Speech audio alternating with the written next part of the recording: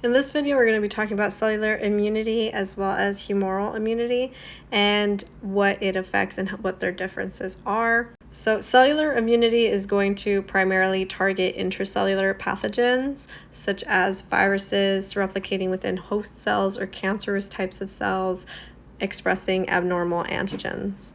However, humoral immunity is going to be more effective against extracellular pathogens. So that's going to be bacteria, fungi, parasites, and viruses that are going to exist in extracellular spaces such as blood, lymph, and interstitial fluid.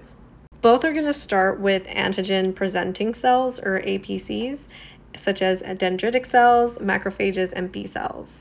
These are going to engulf pathogens or their components and process them into smaller peptide fragments.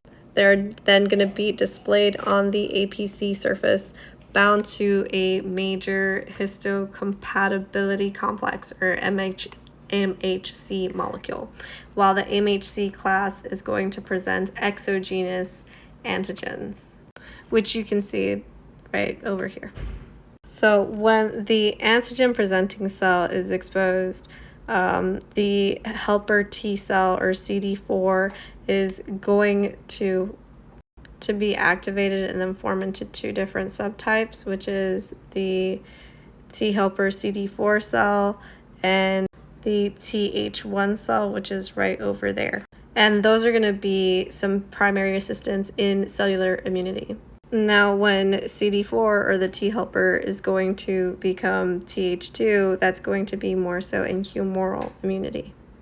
Cellular immunity is going to focus a little bit more on the cytotoxic T cell, or CD8, which is going to become activated when their TCR recognizes a specific antigen on the MHC class that we talked about earlier.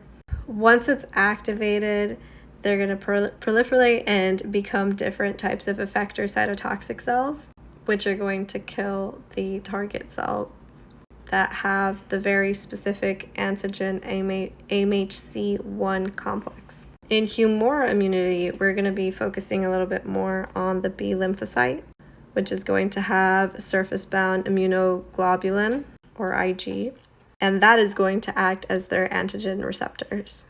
When the B lymphocyte is going to interact with a specific antigen, that is where it's going to be helpfully activated by Th2, and the B cell will become activated.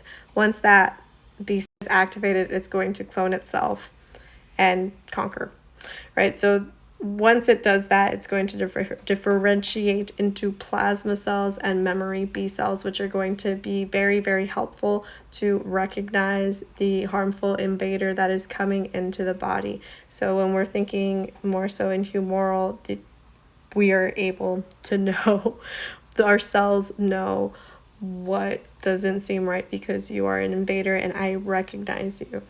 Plasma cells are going to be very helpful in the humoral response. They're going to secrete large quantities of antigen-specific antibodies, or immunoglobulins, into the blood, lymph, and mucosal secretions. These antibodies do not directly kill the pathogen, but they're going to neutralize them by their ability to bind to the host cell and coat them, as well as enhancing phagocytosis by macrophages and neutrophils, and activate their complement system, leading to pathogen lysis.